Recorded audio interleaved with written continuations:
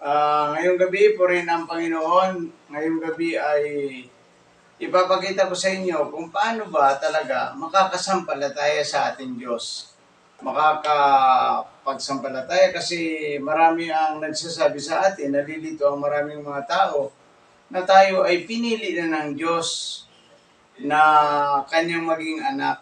At sabi nga ng mga nagtatanong sa atin na kung bakit hindi ka pa ipinapanganak, pinili ka na ng Diyos. Ito ba ay tama? Kaya pakinggan natin ang salita ng Diyos ngayong araw na ito upang may paliwanag sa ating lahat ng ayos.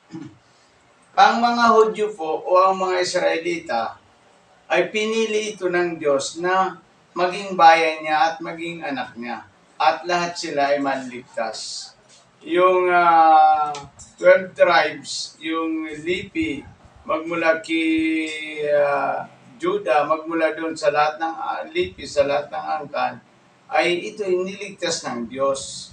Ito ay nakalaan para ang kanyang bayan ay maging kanyang bayan at maging anak ng Diyos, yung mga Israelita.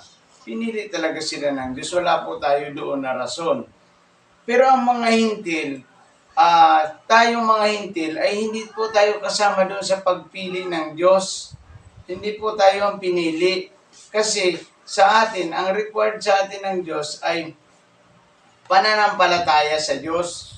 Yung sumasampalataya ka, ikaw ay ligtas. Sabi, mayroon pong mga nagtatanong dito, bakit kung halimbawa namatay ka spiritual, ay ikaw ay sabi na naghiwalay, namatay, spiritual daw, namatay po ang tao, yung relasyon ng ibig sabihin, yung relasyon ng tao at saka ng Diyos ay naputol po. Kaya nagkaroon po siya ng tinatawag na paglayo sa Diyos, na ang tao mamamatay spiritual at mamamatay talaga sa kanyang physical na buhay.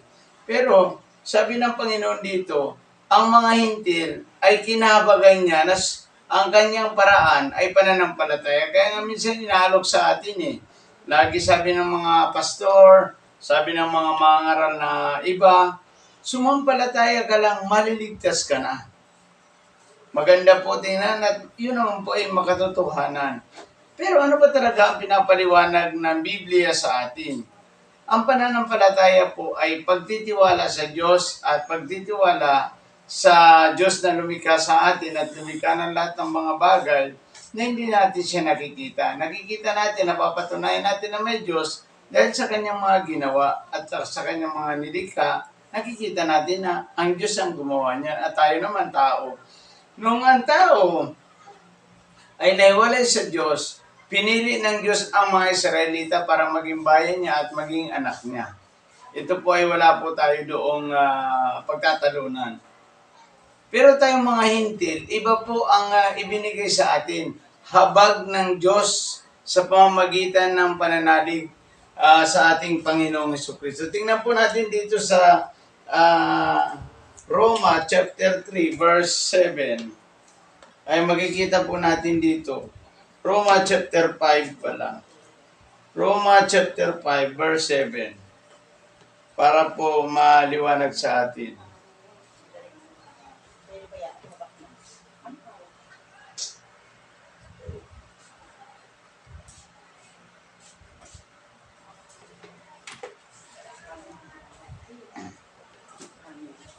Roma chapter 3 verse 22. Roma chapter 3 verse 22. Pinawalang sala ng Diyos ang lahat ng nananalig kay Jesucristo sa pamagitan ng kanyang pananalig sa Kanya. Maging mga Hudyo man o mga hintil.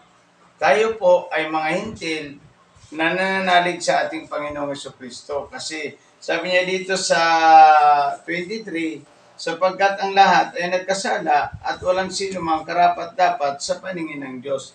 Lahat po ng tao ay walang karapat-dapat sa paningin ng Diyos.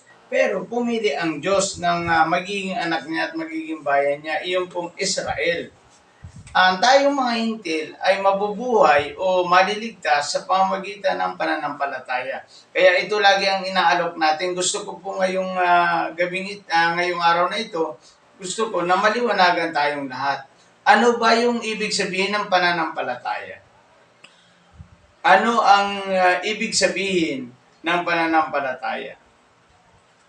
Ang pananampalataya po ay pagtitiwala sa Diyos o yung tinatawag nating faith to God, Jesus Christ, ay pagtitiwala ito sa Diyos. Ibig sabihin sa Tagalog, pagtitiwala sa ating Panginoon.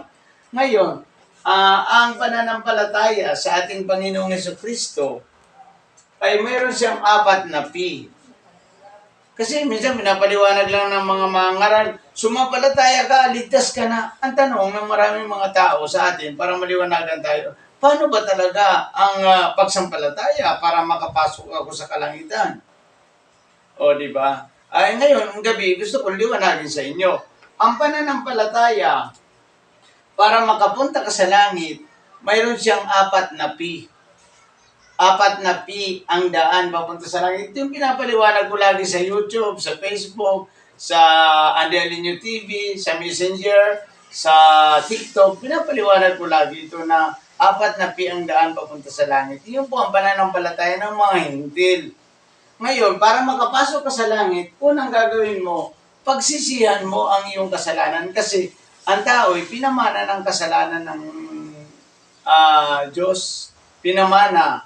Ngayon, nagkasala pala ang tao sa Diyos, si Adan ay pinamana ang lahat ng tao ng kasalanan. Si Adan po ang nagpamana ng kasalanan sa lahat ng tao. And then, kailangan mong pagsisihan yon. Magbalik loob ka sa Diyos kasi nung namatay si Kristo sa krus, siya ay nakadipang, ibig sabihin ng rewind o releyon. Rewind o return o leyon. Rewind o return dito sa kabila, dito ay leyon at again. Ang ibig sabihin, pagbabalik muli sa Diyos ng tao. Kaya ang gagawin ng tao, pagsisisihan niya ang kasalanan niya. Una, pag pinagsisihan mo ang kasalanan, ay pangalawa, kailangan mong tumalikod sa kasalanan kasi pag ikaw ay nagsisi lang at hindi ka naman tumatalikod sa kasalanan, yun po ay hindi totoong pagsisisi. Ang ibig sabihin nun, nalungkot ka lang doon sa kasalanan mo. Pero hindi po nangangahulugan na nagsisisi ka na. Kaya kung ibig sabihin po, kapag nagsisisi ka, kailangan mong tumalikod para maipakita mo sa Diyos na ikaw talagang nagsisisi para mapatawad ka sa iyong kasalanan. And then pangatlo, pagtanggap kay Kristo, bubuksan mo ang iyong puso at tatanggapin si Yesu Kristo, papasokin mo sa iyong puso bilang Panginoon na tagapagligtas para ikaw ay maging anak ng Diyos. Yan ay nakasulat sa Juan 1:12. May mga talata na po ito na ibig sabihin, kapag pinapasok mo si Yesu Kristo sa iyong puso, mayroon ka ng Panginoon at tagapagligtas ng iyong buhay.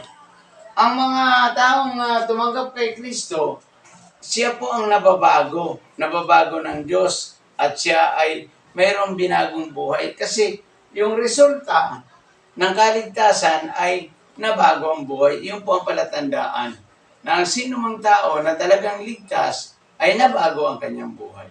And then, pang-apat po ay pagsulat ng Diyos sa iyong pangalan sa langit para maging ma-assure mo yung assurance of salvation.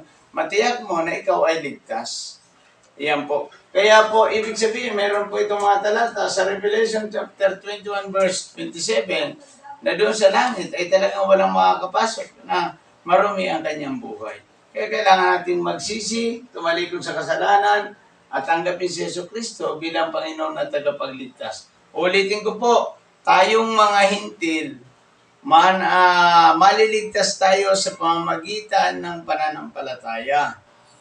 Ngayon, ang pagsampalataya sa Diyos ay pagtitiwala. Ngayon, kung nagtitiwala ka sa Diyos at gusto mong makapasok sa langit, ito po ang paraan. 4 na P ang paraan para ikaw ay makapasok sa kaharian ng Diyos. Ulitin ko po, pananampalataya po ang kailangan natin.